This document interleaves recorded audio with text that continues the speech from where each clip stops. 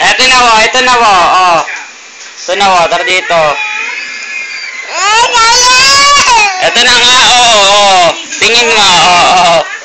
Oh. Oh, ayan na nga, oh. Oh. Tingnan mo, oh. Ikaw, dali, hi, Kai. Oh, ayan, oh. Tingnan mo si ate, oh. Gara ng, ano. Oh. Kisudi ko. Ikaw, dali, ikaw. Pangit.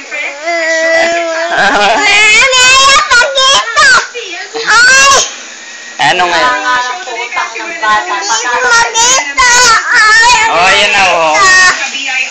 Pero hanggang ngayon daw, hinahanap niya pa rin ang manager na partly responsible sa naging gusot na ito sa buhay niya. And then I tried to get in touch with her to know kung pwede kami ayusin yan. Kasi naisip niya, ayan, oh. meron din siya part doon. Kasi lahat ng earnings ko, meron din siya 30%. So, what if? Diba?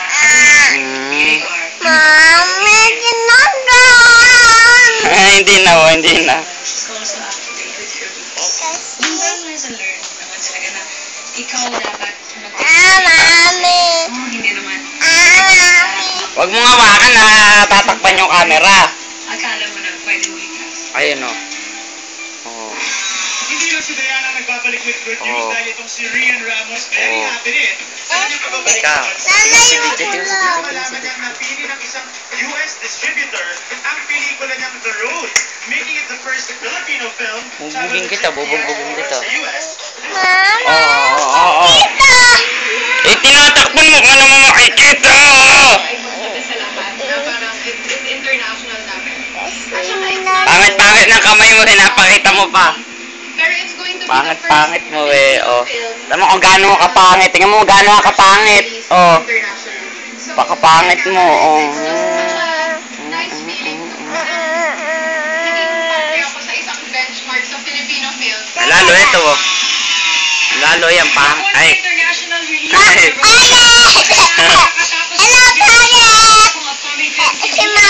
Si Mami, oh.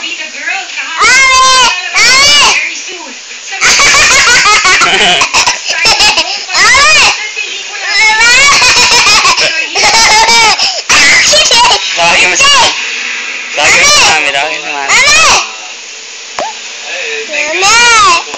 Hey, kinakalabit ka dito, Mami.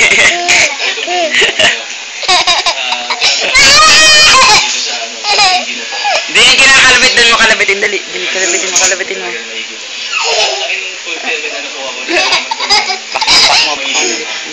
Very fulfilling. Hard work paying off. Mas determined. Kurot mo.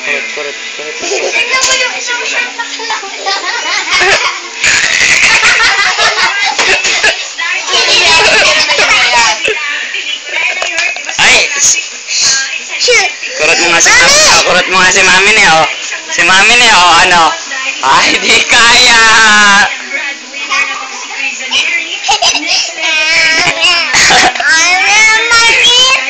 Ito na, oh. Oh, bawal na nga kasi, oh. Magpatignan. Mami ko eh! Mami ko! Isipin siya eh, kasi may trabaho din siya. Kanya mo yun ang short na kalang. Igay! Ayoko nga. Igay. Ginagawa na ay Zay. Dad, kunin mo. Ayan, oh.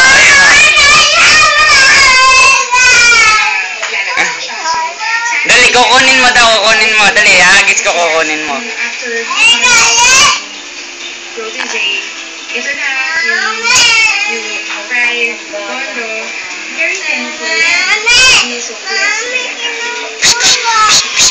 Sweet naman ni Mentor Isaac, consistent sa pag-mentor sa kanyang protege. Yan lang. Para sa very close ni Doug, si Tita Isabel Oli at si Papa James Yap. Kasi itong si Isabel ay umattend ng birthday party ni James.